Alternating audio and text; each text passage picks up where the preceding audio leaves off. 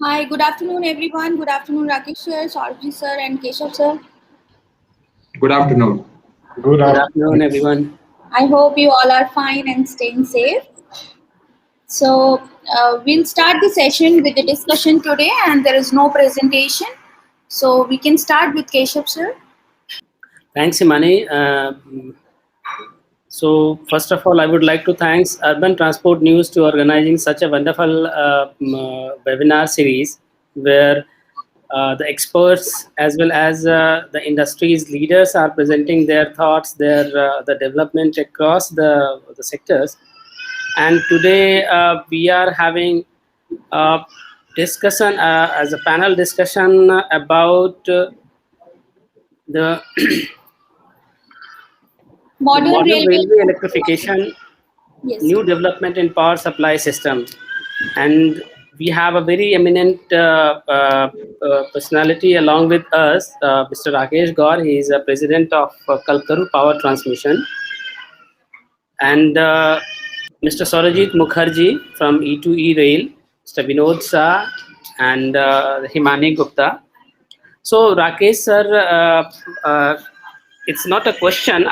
We would like to understand how the development across the power supply and the railway traction system, not only in the conventional railway but also in the metro and the urban transport segment. So we want to just understand how the development is happening across these areas. Thank you, Keshav. Thank you so much, and good afternoon, everybody. My special thanks to the Urban Transport News, who has organized this seminar and series, and that is the opportunity for all of us to interact, understand, and look forward to see what is going on in this front. For just to set a context, power supply systems are getting upgraded. The reason is very simple. Earlier, we used to do around 1,500 route kilometer per month, per year, and now we are doing approximately 6,000 route kilometer per year for Indian Railway. So Indian Railway system is getting complex, and number of TSS, number of SP, SSP are increasing.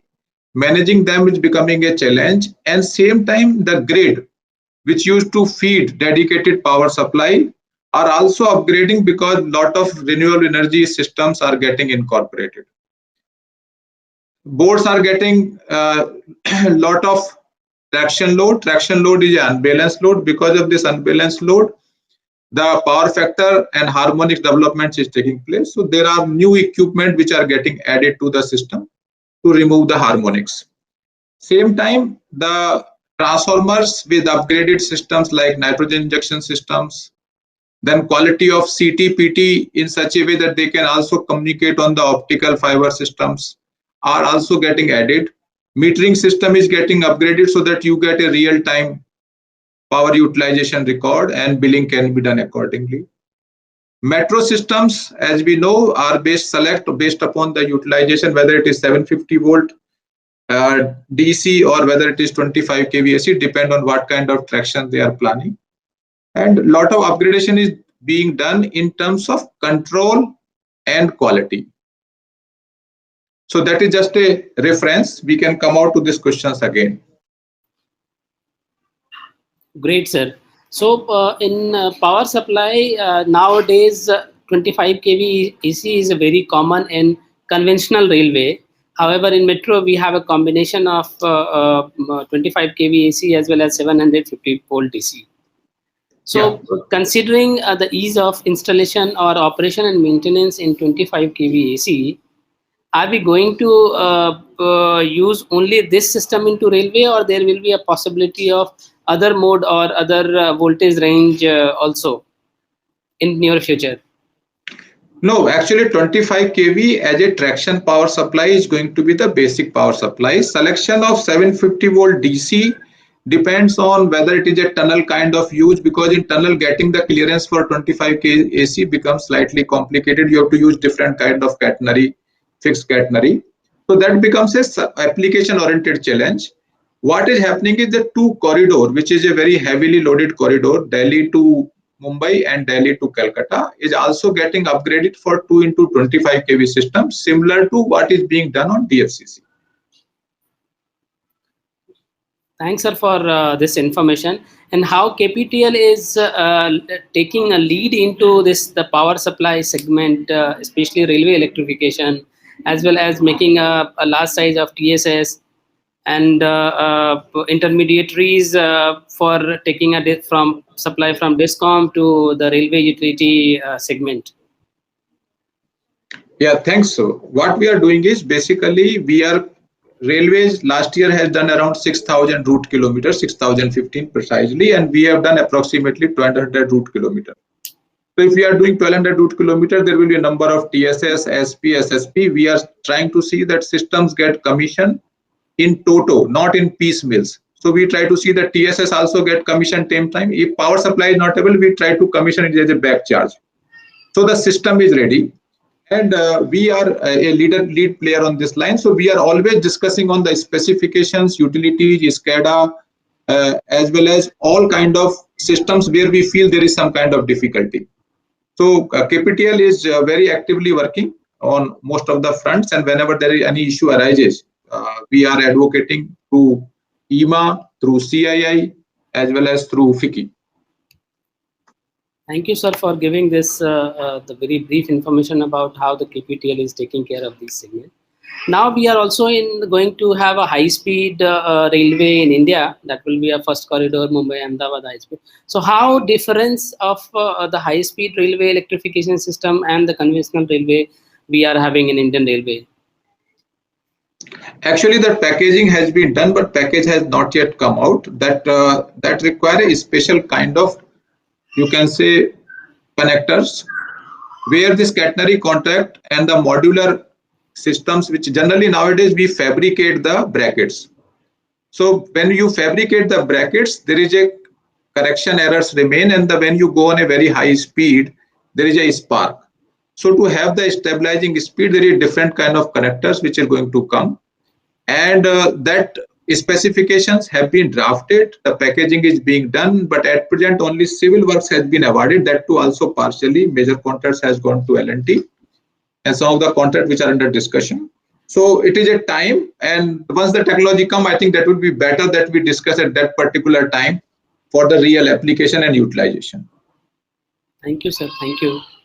So a question to Saurajit Mukherjee also, that how the overall modern technology across the world in power supply, because I remember when I was in China, so they were working on capacitor based the traction system. So they do not have any catenary in between two stations. They generally charge and discharge very at high rate. So at station, when the dwell time, they charge their high speed capacitor and then discharge during the travel, and again its cycle is going to repeat for every stations. So Saurajit, any kind of the development in this area within the Indian the project, or we are still thinking on the research based discussions only? So Gaur sir, I would like to pass on the question to you, because Okay, no problem. you can have a very great insight about the development going on around the world. No, actually, energy transformation is taking place on all front. We in the railway use energy for two purposes. One is for traction, another is for non-traction. That means station area is require energy on a different voltage levels as well as for different consumption purpose. So the energy at present which we are using for traction is through the catenary and contact. We have not yet come to storage, which you are talking as a capacitor or battery storage system, has not yet come. But yes, the Indian Railway is working on that, and they try to see that the coaches having their own renewable energy generations, and once the traction starts, renewable energy take place. But for all practical purpose at stations, nowadays all the station redevelopment or station which are existing, most of the storage actions are taking place through the solar panels. And once the solar panels are there, that time the combinations are in such a way that they have a net zero metering. That means whenever they have extra power, they can give it to grid. and whenever the grid they require power, they can draw from the grid. So that is the stage which is going on at present. Development on the lot of technological front is going on. China, of course, has developed lot of parallel systems because the way they have expanded the railway network, it was remarkable, and we are learning from that. Great. Thank you, sir. Keshav, can you hear me now? Yeah, now pretty audible. Okay, great. Thanks. Sorry, I just missed your question. So, I have some points to discuss with Rakesh sir over here. Some very interesting thoughts about the kind of specifications which is coming for high speed also. Sir, I think the way that things is shaping up, the designs which were like 1956 designs which we are still using in the Indian Railways. Right now, there is time to now change it. Like it has to get through the modular cantilever stuff, the active pantograph things. So I think the entire specification needs to now do a paradigm shift. Because with the kind of speeds which we are thinking and the kind of energy efficiency which is, so right now we are spending around 1.5% of the entire electricity consumption in India, the Indian Railway is spending. So as more and more routes are being electrified, the amount of electricity consumption and how to monitor that through specifically right now only we have right now SCADA, and that is also the speed is pretty limited on the monitoring. I think there's a huge quantum of opportunity over here to innovate and employ new systems to get into the things. What do you think, sir?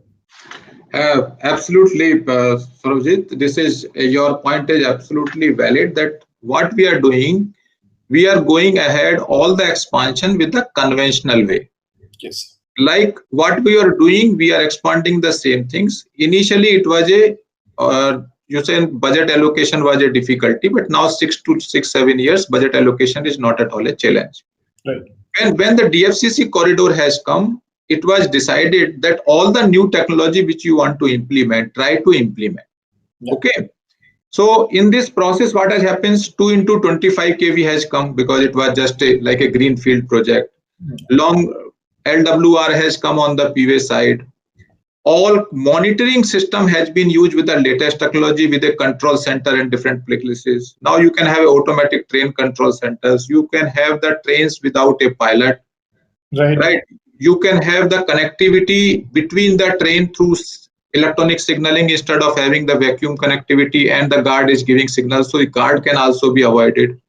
So all kind of technology, plus now we are having that Excel counters with a different kind of technology which is also getting upgraded.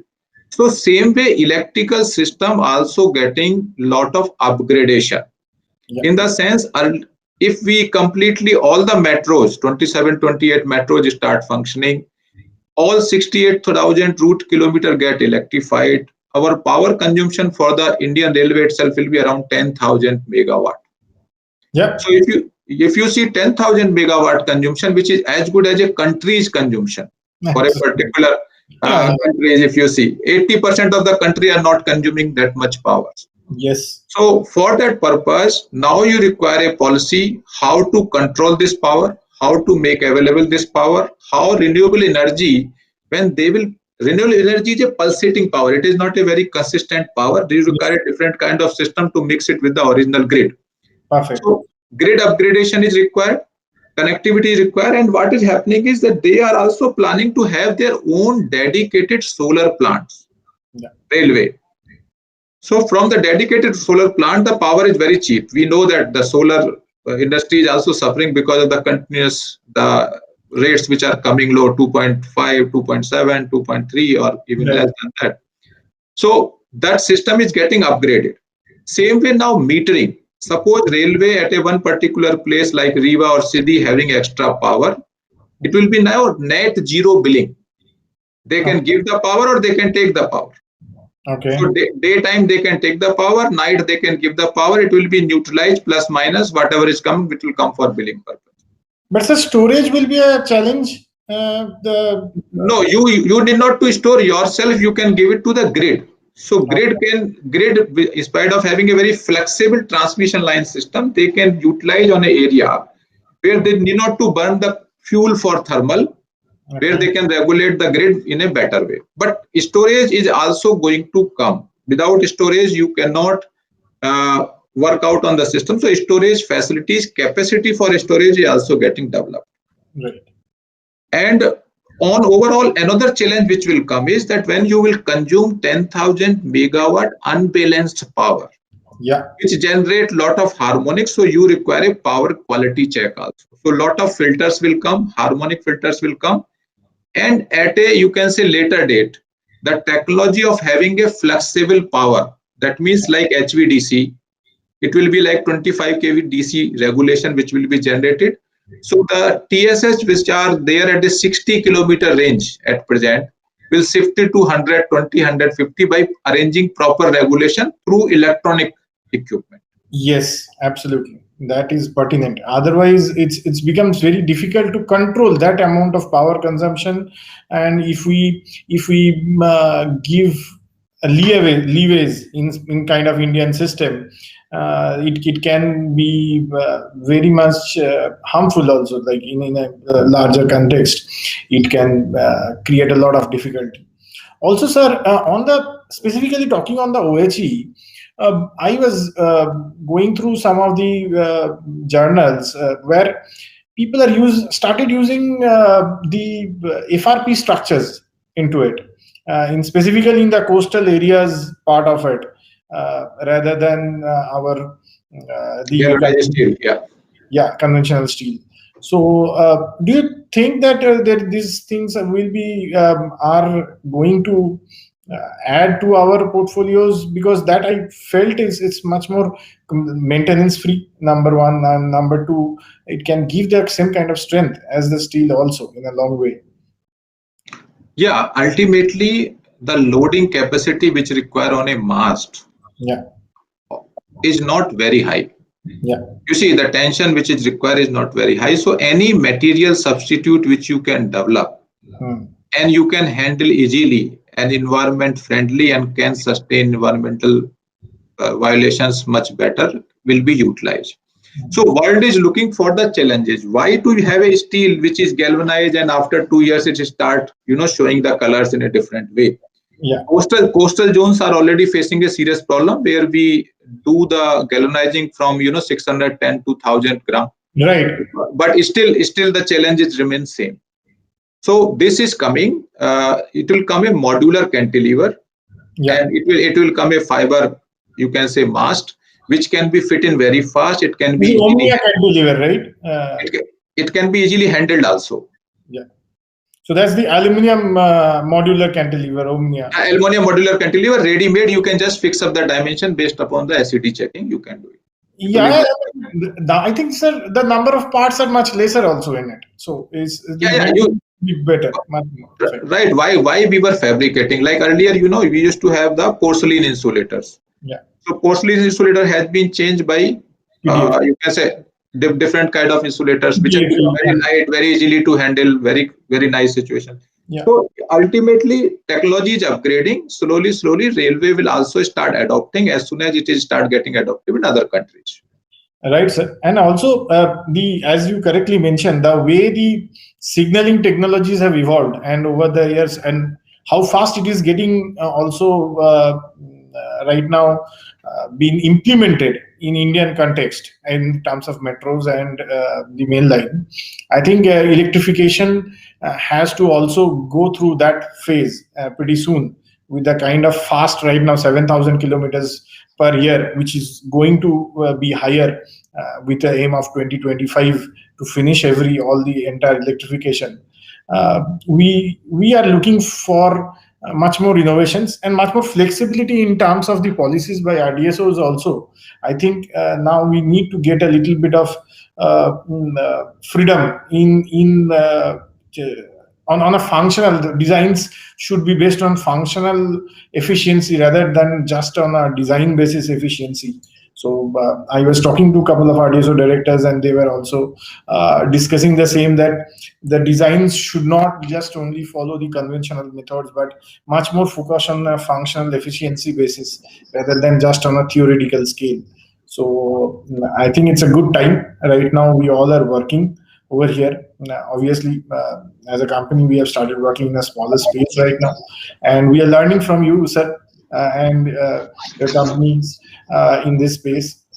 I think it's a great time for Indian Railways, with high speed also coming up and with the latest technologies being implemented. We should be on a much more evolved space in another 2 years of time in terms of electrification.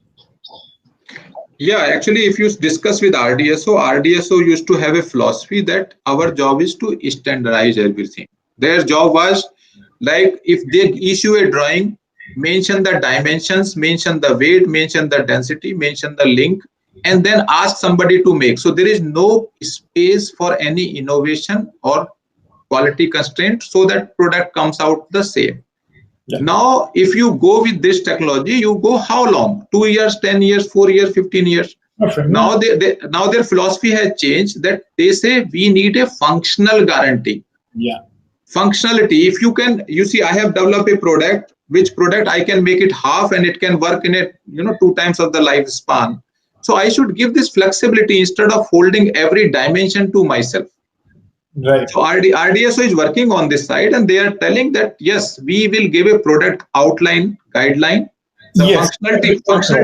functionality basis design should come out. That's why innovation will take place. Otherwise, it is just a repetition of. Yes, absolutely. It will. We all will get limited. It's a difficult. It will be a barrier for the industry to grow. Right. Yeah. Sure.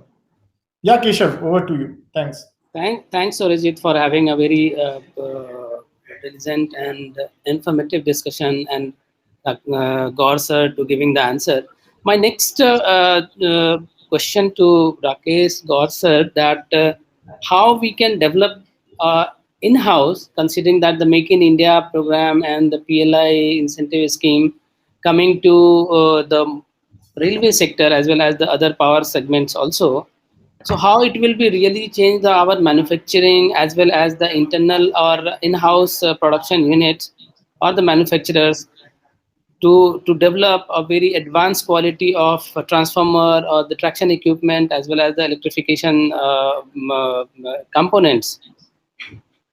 So the government initiative, how you, what is your view on it? Keshavji, thanks for this question. The situation is like this. If you see OHE, overhead electrification, leave the metro, see the conventional market. In conventional market, there is no product other than one ATD, which is spring type, used in tunnel, which is being brought from outside. All other components and manufacturing is from India. Only thing, when you go for signaling side, lot of things comes out from outside, and we were inspiring to use ETCS 1 or ETCS 2, European traction train control systems, for our purpose. But unfortunately or fortunately, what happens, that decision, the government which was holding for 5 to 6 years, they have decided that they will go on the Indian component basis. So lot of technology will come for signaling and telecommunication. For OHE purpose, there is a modular cantilever.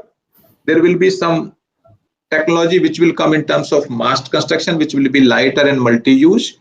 That application will come. Otherwise, our industry is already supplying most of the things, and it was basically MSME, whether it is a making of, you can say, catenary, contact, structure, counterweights, fittings. Everything is being done on MSME basis, and the industry was feeding it out. Earlier, because the requirement was not there, so number of manufacturers were limited. Now number of manufacturers have increased and gone also from the system. In terms of automation for electricity, there are 2 companies at present, which is Synergy and Asida. But it may happen that when the micro SCADAs are developed more and more, the company like ABB, Areva, Siemens, they may also start manufacturing a special product for railway application in terms of controlling and doing the automation of the power. Great, sir. Actually क्या है, OHE में केशव हम लोग थोड़ा आत्मनिर्भर ज्यादा है rather than the signaling. No, but that OHE is it really for more than a 200 kilometer of speed range? Because one study I was just having with some of the techno commercial team, and they were studying whether our existing catenary system can take care of 200 kmph or nearby speeds. But they simply said the type of bouncing, the type of the friction energy comes across the bracket may not hold up that speed range. So still we are dependent on buying it from the other than Indian locations, like especially from Europe or some other countries. So are we really able to make such kind of higher speed potential equipment within the Indian locations? I'm optimistic, but yes, still there is some technological or other challenges will be there. So what should be the way to first of all foresee those challenges and overcome from those challenges?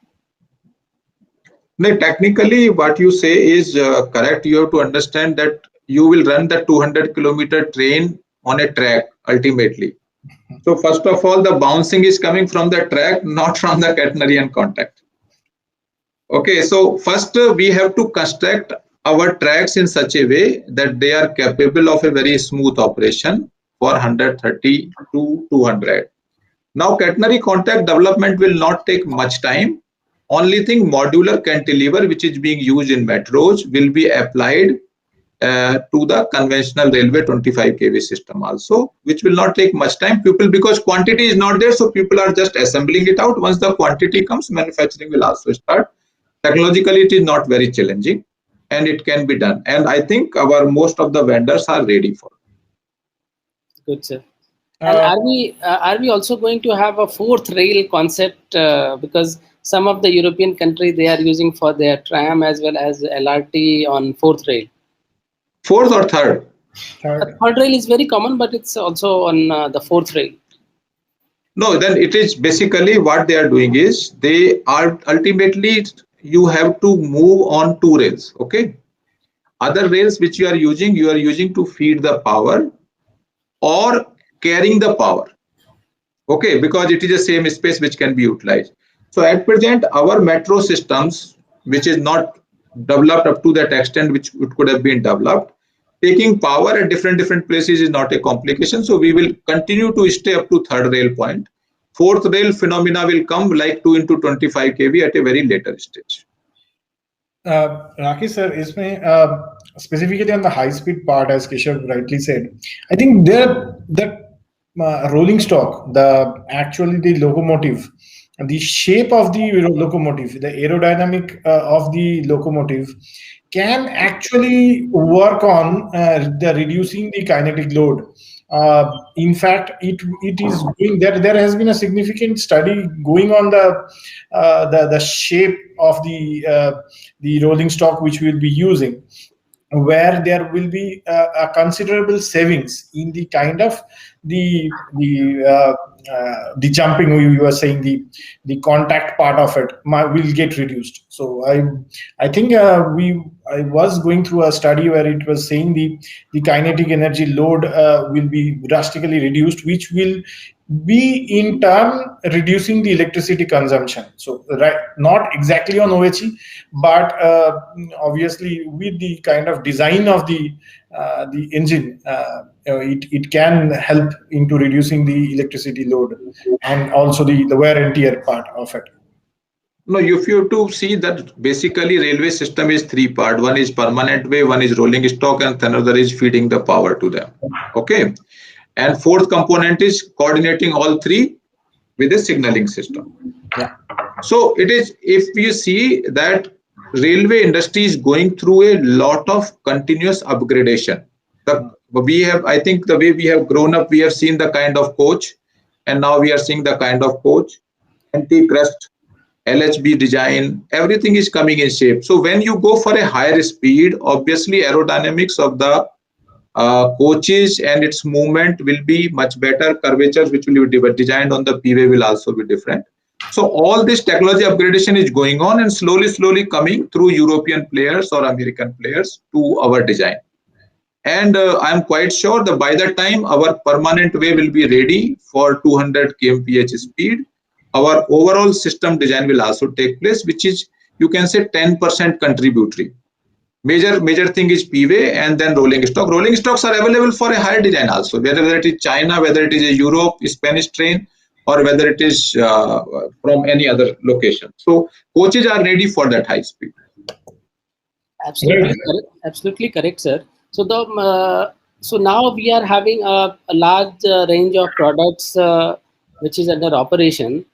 So maintaining those equipment, those are the highly advanced system. Now grids are integrated. So the SCADA system also for the monitoring the overall the power supply flow process. So how difficult is to maintain and to operate as well as maintain for the longer period of time?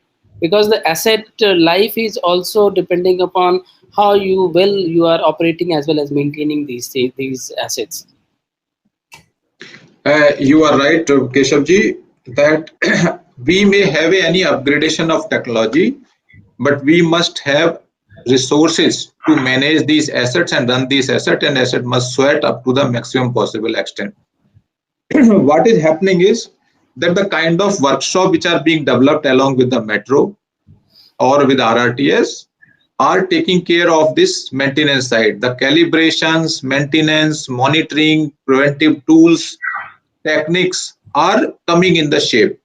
Now, Indian Railway is facing another challenge, that their manpower is on the access side, and they are on a jokingly side that they use more fund for pension than the salary.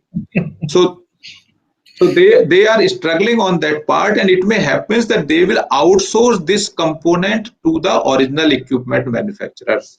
They will say space is available, workshop can be developed. It is your duty to see that your equipment or assets are made available to us on 95% basis or 96% basis. What exactly being done in the airline industry? Sir, it is imperative right now to get into that. There is no point of Indian Railway holding the operation and maintenance and not maintaining it in the same fashion it should be, which creates a lot of say longer lead times, and materials are not maintained that kind of properly. So if the OEMs can take it up, or the say contractors can take it up on a professional scale, where is the harm? I think there is no. We need to do it. Yeah. Saurabhjit ji, you have to understand that few years back we used to mention that railway is not a corporate or economically viable operations. It is a corporate which enjoy highest employer. Yeah. Okay. So we have to see that this from the social economical model, and just making it a purely economical model, this transaction will take some times. Yes. Politics also has to be understood, and compulsion of any government for shifting it totally on the economical side is also a big challenge. As we all know, the passenger traffic or passenger operations are highly subsidized from the freight. That's why the freights are quite costlier and logistically challenges. So these are the challenges which every government has to face. But slowly we have to move towards making it economically viable model instead of a social model. Right, sir. When Indian Railway is targeting for increasing the share of freight from 26 to 42%, which is like a huge significant shift. So obviously the business as per the Indian Railways should increase, and that would actually help to say structurize the maintenance and the operation maintenance and the life cycle things for the assets also. Like DFCC right now is going for a tender for the maintenance of their assets, right? Similarly, I think eventually the time will come when this kind of a thing have to be evolved in the Indian railway space also. Slowly it is coming. We are all seeing signaling maintenances happening. The OHE maintenance in some spaces are coming up, but on an organized scale, it will take time. But obviously, we are hopeful that it will come into this space and we can handle it in a much more structured way. Sure.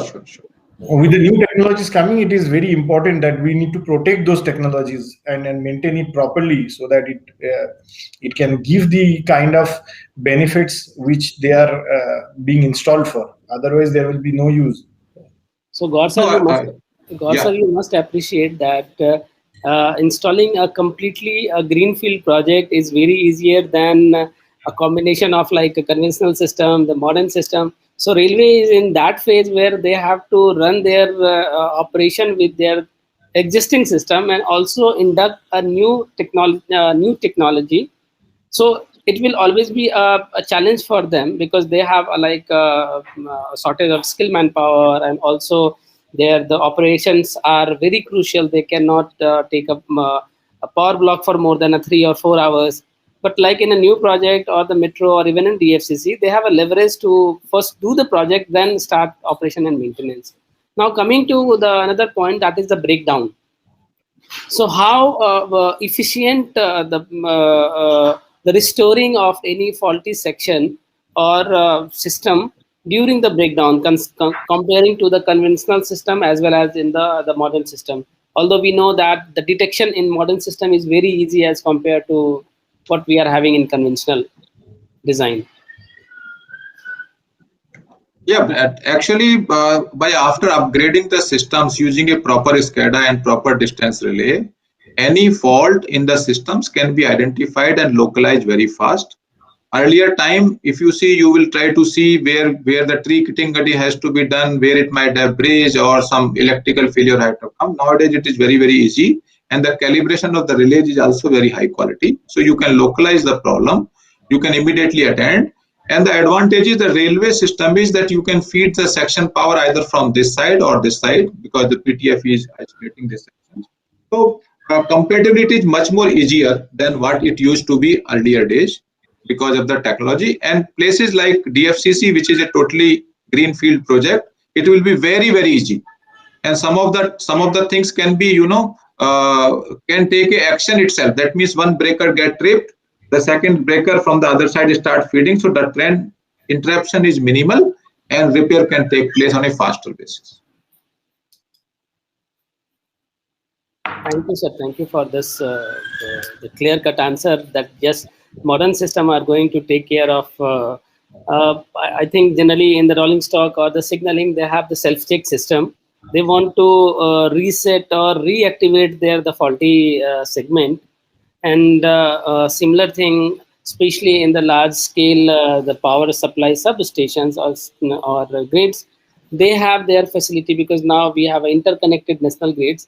So one grid can easily give to the power based on if there is a lower frequency, so they can isolate, and then the other sections can easily feed power to the remaining areas. Considering the component, how difficult to maintain or to take those large size of equipment at site, because the sites are generally at the remote locations, and the integrated modules, because sometimes we may have during the testing and commissioning a failures. So ready or kit kind of things like LRU, replaceable unit. So it will be a modular design kind of things, or we'll have to a section by section development. If there is any transformer failure, can we easily isolate and then replace the transformer with the local available units and then again restore the system? So is it possible in this modern technology? No, actually the transformer is the, you can say, heaviest component in the system. So what happens, they are developing a redundancy. Like at a TSS level nowadays, instead of one transformer, there will be two transformers, and one transformer can always take the complete load for months and months for the traction loading. that with that kind of system, you can always shift the loading on the transformer till the time transformer is not really got a very serious damage. It can be repaired in 2 to 3 days. In case of it is a serious damage, some of the units will be lying spares as a central to the zone. So from the zone, you can move the units, which can be moved very fast.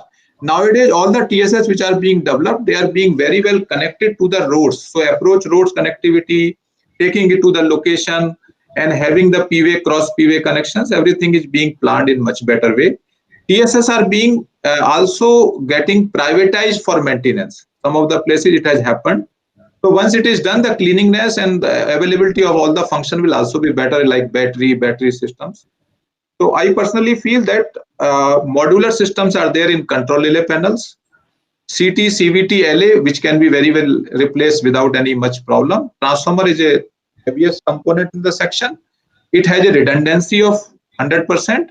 And if redundancy is also not meeting, the transformer spare availability can also be organized for based upon the diversity which they want to conduct. Great, sir. And how you see the challenges like a competition between the existing power supply system and hydrogen fuel? Now it's a very under discussion in the rest of the world that they want to develop a hydrogen fuel system for their especially rolling stock. And then Alstom has developed one of the locomotives. So it may require, because number of sections which are going to open is almost electrified. So if that kind of locomotives comes, it's really required to have some this linear catenaries based power supply or the traction system in railways sector. The technology across the world is evolving day by day, and what happens if you have to understand electrification in other part of the world has taken at a much faster speed. We have just, you can say, picked up 7 years back in a very large sense. So out of 68,000, if you say, now at 45,000 has been done, and 28,000 was done in last, you can say, so many years.